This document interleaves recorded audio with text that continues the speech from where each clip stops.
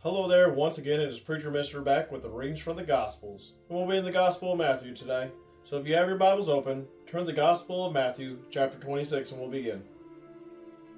Now when it came to pass, when Jesus had finished all these sayings, that he had said to his disciples, You know that after 2 days is the Passover, and the Son of Man will be delivered up to be crucified. The chief priests, the scribes, and the elders of the people assembled at the palace of the high priest, who was called Caiaphas, and plotted to take Jesus by trickery and kill him. But they said, Not during the feast, lest there be an uproar among the people. And when Jesus was in Bethany, at the house of Simon the leper, a woman came to him having an alabaster flask of very costly fragrance oil, and she poured it on his head and as he sat at the table. But when his disciples saw it, they were indignant, saying, Why this waste? For this fragrant oil might have been sold for much and given to the poor. But when Jesus was aware of it, he said to them, Why do you trouble the woman? For she has done a good work for me. For you have the poor with you always, but me you do not always have. For in pouring this fragrant oil on my body, as she did for my burial, surely I say to you, wherever the gospel is preached in the whole world, what this woman has done will also be told as a memorial to her. Then one of the 12, called Judas Iscariot, went to the chief priests and said, What are you willing to give me if I deliver him to you? And they counted out him 30 pieces of silver. So from that time on he sought opportunities to betray Jesus. Now on the first day of the feast of the unleavened bread, the disciples came to Jesus, saying to him, Where do you want us to prepare for you to eat the Passover? And he said, Go into the city to a certain man and say to him, The teacher says, My time is at hand. I will keep the Passover at your house with my disciples. So the disciples did as Jesus had directed them, and they prepared the Passover. When evening had come, he sat down with the 12. Now as they were eating, he said, Surely I say to you, one of you will betray me. And they were exceedingly sorrowful, and each of them began to say to him, Lord, is it I? And he answered and said, He who has dipped his hand with me in the dish will betray me. The Son of Man indeed goes just as it is written of him, but woe to that man whom the Son of Man is betrayed. It would have been good for that man if he had never been born. Then Judas, who betrayed him, or was betraying him, answered and said, Rabbi, is it I? And he said to him, You have said it. And as they were eating, Jesus took bread, blessed it, and broke it. And he gave it to his disciples and said, Take, eat, this is my body. Then he took the cup and gave thanks and gave it to them, saying, Drink from it, all of you. For this is my blood of the new covenant, which is shed for many for the remission of sins. But I say to you, I will not drink of this fruit of the vine from now on until that day when I drink it new with you in my Father's kingdom. And when they had sung a hymn, they went out to the Mount of Olives. Then Jesus said to them, All of you will be made to stumble because of me this night. For it is written, I will strike the shepherd, and the sheep of the flock will be scattered. But after I have been raised, I will go before you to Galilee. And Peter answered and said to him, Even if all are made to stumble because of you, I will never be made to stumble. And Jesus said to him, Surely I say to you that this night, before the rooster crows, you will deny me 3 times. Peter said to him, Even if I have to die with you, I will not deny you. And so said all the disciples. Then Jesus came with them to a place called Gethsemane, and said to the disciples, Sit here while I go over and pray over there.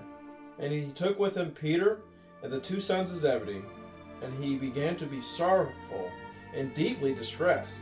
And he said to them, My soul is exceedingly sorrowful, even to death. Stay here and watch with me. He went a little farther and fell on his face and prayed, saying, O my Father, if it is possible, let this cup pass from me. Nevertheless, not as I will, but as you will. Then he came to the disciples and found them sleeping, and said to Peter, What? Could you not watch with me just 1 hour? Watch and pray, lest you enter in temptation. The spirit is indeed willing, but the flesh is weak." Again a second time he went away and prayed, saying, "O my Father, if this cup cannot pass away from me unless I drink it, your will be done." And he came and found them asleep again, for their eyes were heavy. So he left them and went away and prayed the third time, saying the same words. Then he came to his disciples and said to them, "Are you still sleeping and resting? Behold, the hour is at hand. The Son of Man is being betrayed into the hands of sinners. Rise, let us be going. See, my betrayer is at hand." And while he was still speaking, behold, Judas, one of the 12, with a great multitude with swords and clubs, came from the chief priests and the elders of the people. Now his betrayer had given them a sign, saying, "Whomever I kiss, he is the one. Seize him." And immediately he went up to Jesus and said, "Greetings, Rabbi," and kissed him. But Jesus said to him, "Friend, why have you come?" Then they came and laid hands on Jesus and took him. And suddenly one of those who were with Jesus stretched out his hand and drew his sword, struck the servant of the high priest, and cut off his ear. But Jesus said to him, "Put your sword in its place, for all who take the sword will perish by the sword. Or do you think I cannot pray to my Father, and he will not provide me with more than 12 legions of angels? How then could the scriptures then be fulfilled, that it must happen thus?" In that hour Jesus said to the multitudes, "Have you come out against a robber with swords and clubs to take me? I sat daily with you, teaching in the temple, and you did not seize me. But all this was done that the scriptures of the prophets might be fulfilled." Then all the disciples forsook him and fled. And those who had laid hold of Jesus led him away to Caiaphas, the high priest, where the scribes and the elders were assembled. But Peter followed him at a distance to the high priest's courtyard. And he went in and sat with the servants to see the end. Now the chief priests, the elders, and the council sought false testimony against Jesus to put him to death, but found none. Even though many false witnesses came forward, they found none. And at the last 2 false witnesses came forward and said, "This fellow said, I am able to destroy the temple of God and build it in 3 days." And the high priest arose and said to him, "Do you answer nothing? What is it? These men testify against you?" But Jesus kept silent, and the high priest answered and said to him, "I put you under oath by the living God. Tell us if you are the Christ, the Son of God." Jesus said to him, "It is as you said. Nevertheless, I say to you, hereafter you will see the Son of Man sitting at the right hand of the power and coming on the clouds of heaven." Then the high priest tore his clothes, saying, "He has spoken blasphemy against the... What further need do we have of witnesses? Look, now you have heard his blasphemy. What do you think?" They answered and said, "He is deserving of death." Then they spat in his face and beat him. And others struck him with the palms of their hands, saying, "Prophesy to us, Christ, who is the one who just struck you?" Now Peter sat outside in the courtyard, and a servant girl came to him, saying, "You are also with Jesus of Galilee." But he denied it before them all, saying, "I do not know who you are talking about." And when he had gone out to the gateway, and another girl saw him, and said to those who were there, "This fellow also was with Jesus of Nazareth." But again he denied with an oath, "I do not know the man."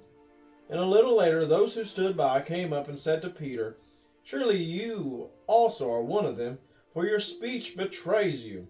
Then he began to curse and swear, saying, "I do not know the man." And immediately the rooster crowed. And Peter remembered the word of Jesus, who had said to him, "Before the rooster crows, you will deny me 3 times." So he went out and wept bitterly.